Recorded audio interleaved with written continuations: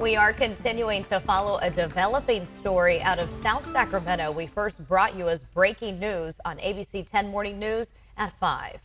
A deadly house fire has now become an arson and homicide investigation. It happened just before 4 o'clock this morning on Del Norte Avenue in South Sacramento. ABC 10's Bridget Biorlo has been on the story all morning long. So, Bridget, we understand that there is new information coming in as to why, as they were mopping up a house fire, they called homicide detectives.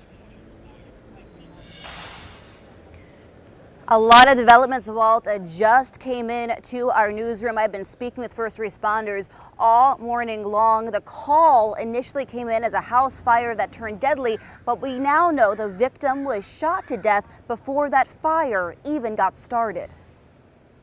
A mysterious death in South Sacramento that has fire and police investigators scratching their heads. First responders rushed to the scene of this house fire on Del Norte Boulevard just before 4 Thursday morning and found a 65-year-old man dead inside. But investigators say it wasn't the smoke and flames that killed him. Cause of death looks like was a gunshot wound. So looks like he was actually shot prior to this. Little was known about the man or why someone would want to hurt him. But his friend of 20 years told ABC 10. He's a truck driver. He worked all the time. And that's a good guy, and he's my best friend. When Don saw the flashing lights and crime scene tape, he hoped crews were focusing their attention on a different house until his friend's truck in the driveway, surrounded by collectibles, confirmed the news. He's a metal collector, collects scrap metal and recycles it all the time. Worked harder than anybody I ever knew. Honest.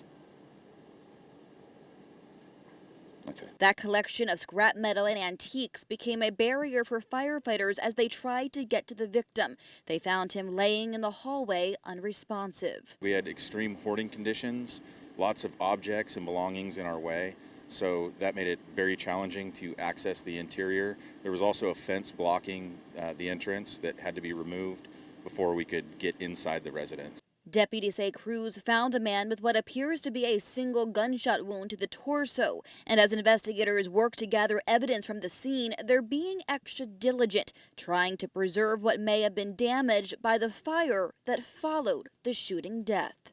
But this isn't one of those quote-unquote run-of-the-mill type shootings where, you've got standard evidence collection. We're obviously presented with a whole new set of challenges, dealing with the fire, dealing with all the other obstructions that have occurred as a result of that fire and everything it may or may not have destroyed in that process.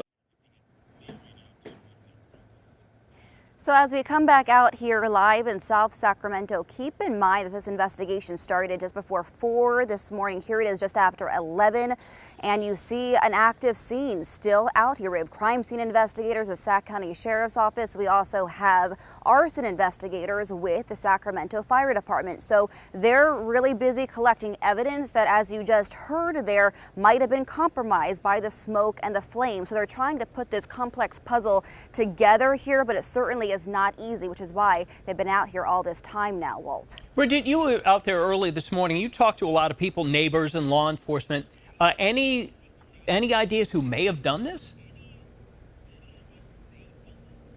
It's unclear who did this or a motive, Walt, but I can tell you after speaking with friends and neighbors, the man who lived here, the victim here, recently had some arguments with neighbors about all the items we showed you on his property. Some were complaining that it posed an eyesore for the neighborhood, not knowing if any of that is connected to what happened here, but it's certainly questions that need to be answered, and I'm told it's going to be part of the investigation as they try to piece together what happened early this morning. Yeah, Walt. I'm sure law enforcement's going door to door talking to neighbors right now, trying to see what happened here. Okay, that's Bridget live in South Sacramento. Thank you.